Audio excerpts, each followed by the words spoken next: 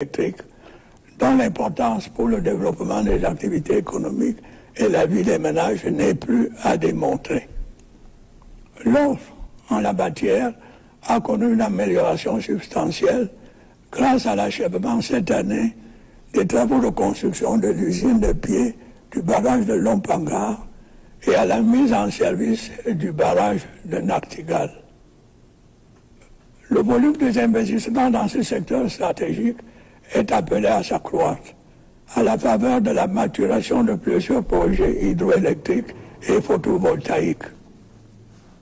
Pour ce qui est des zones rurales notamment, la 4e phase du projet d'électrification des 1000 localités par l'énergie solaire va se poursuivre. Il en est de même de la construction de 360 centrales solaires dans les unités administratives non encore électrifiées. La réalisation de ces projets et le raccordement des réseaux interconnectés sud et nord permettra à terme de réduire les délestages et de résorber la fracture énergétique entre les régions méridionales et septentrionales de notre pays. L'approvisionnement en eau potable constitue également un défi majeur que le gouvernement s'est attelé à relever ces dernières années avec une détermination louable. La mise en service du projet d'alimentation en eau potable de la ville de Yaoundé a permis une nette amélioration de la desserte de cette agglomération. Une campagne de branchement de 8000 ménages au réseau d'eau potable a conséquemment été lancée dans cette ville. Dans la ville de Douala, les travaux de réhabilitation et d'extension de la station hydraulique de Japoma sont en cours, tandis que les études techniques du méga-projet d'adduction en eau potable de cette cité ont été finalisées. La remise à niveau des stations de production d'eau potable se poursuit dans plusieurs villes secondaires.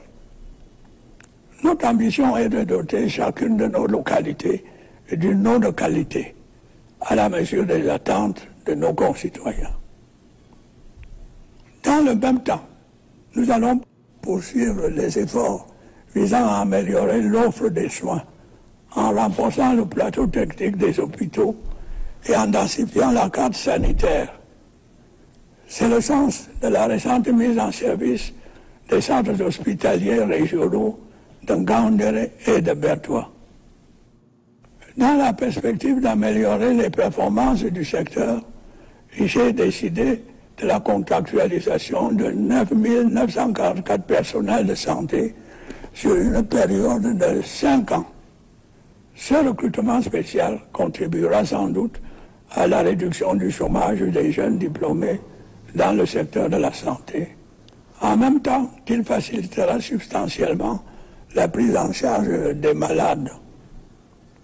Sur un tout autre plan, le dialogue entre le gouvernement et les organisations syndicales se poursuit dans le sens de la prise en compte des aspirations et des préoccupations des enseignants. Mais, chers compatriotes, permettez-moi de dire un mot sur le réseau routier. Et je suis conscient du sentiment de frustration qui vous habite au regard de la dégradation de nos voiries urbaines et interurbaines.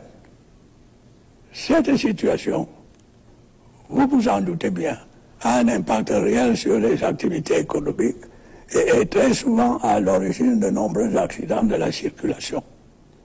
J'ai pu vous assurer que l'état de notre réseau routier ne reflète pas les efforts et les sacrifices qui sont consentis pour sa réhabilitation et son extension.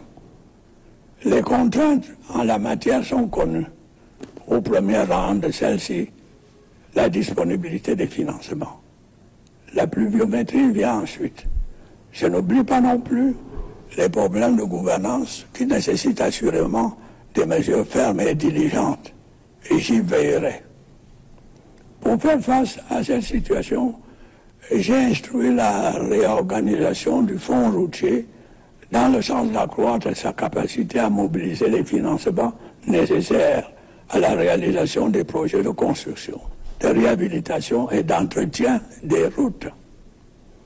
Les insuffisances que je viens d'évoquer ne doivent cependant pas occulter les efforts méritoires que nous avons accomplis dans ce secteur, en dépit de nombreuses contraintes. Au cours de l'année qui s'achève, 446 km de routes ont été bitumées sur toute l'étendue du territoire national. En outre, près de 228 km de routes ont été réhabilités.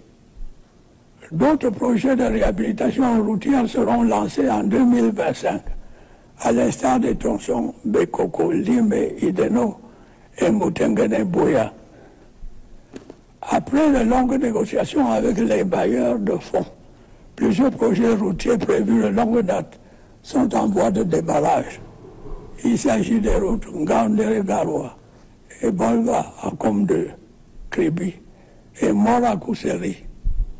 Parallèlement, les travaux de construction de la section urbaine de l'autoroute Yaoundé-Simalène ont été lancés, tandis que les diligences relatives à la phase 2 de l'autoroute Yaoundé-Douala ont connu des avancées.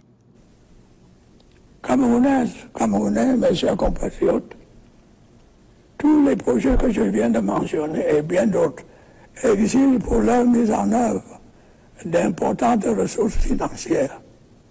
Celles-ci, nous le savons, sont de plus en plus rares et difficiles à mobiliser, compte tenu de la conjoncture internationale et des contraintes inhérentes à notre économie. Si nous voulons atteindre les objectifs de développement que nous nous sommes fixés, nous devons améliorer la gouvernance dans tous les secteurs d'activité.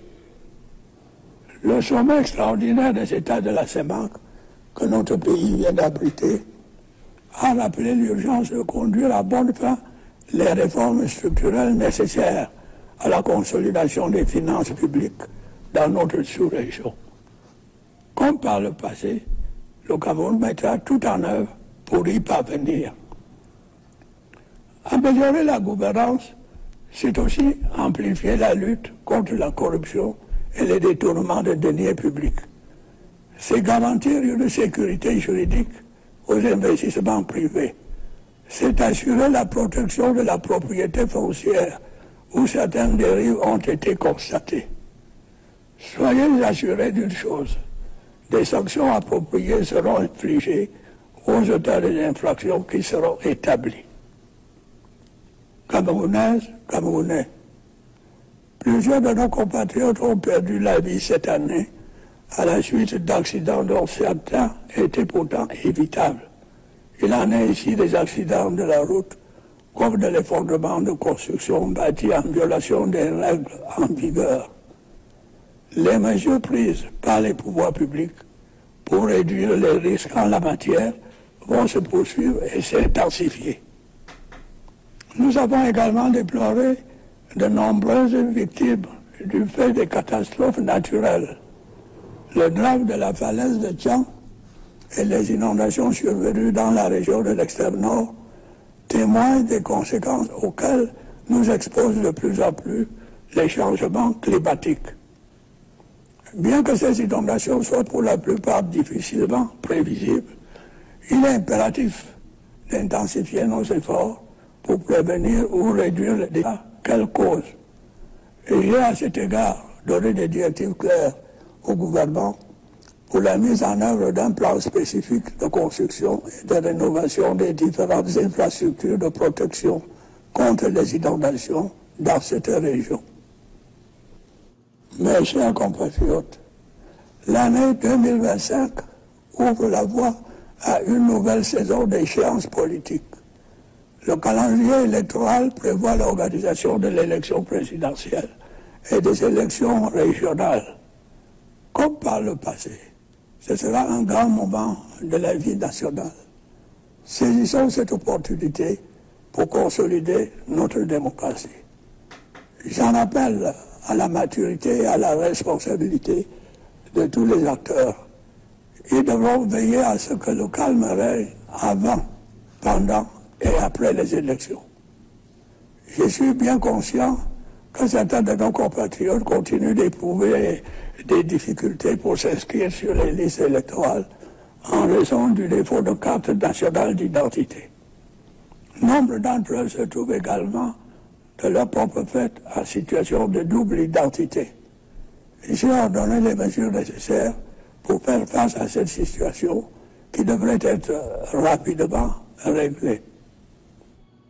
Camerounaises, Camerounais, l'année 2025 qui commence s'annonce pleine de défis. Je ne doute pas un seul instant qu'en restant le peuple uni et soudé que nous avons toujours été, nous ne soyons en mesure de les relever. Oui, mes chers compatriotes, nous serons ensemble, comme par le passé, transformer ces défis en opportunités. Et nous continuerons ensemble notre marche déterminée vers le progrès dans la sécurité et la paix.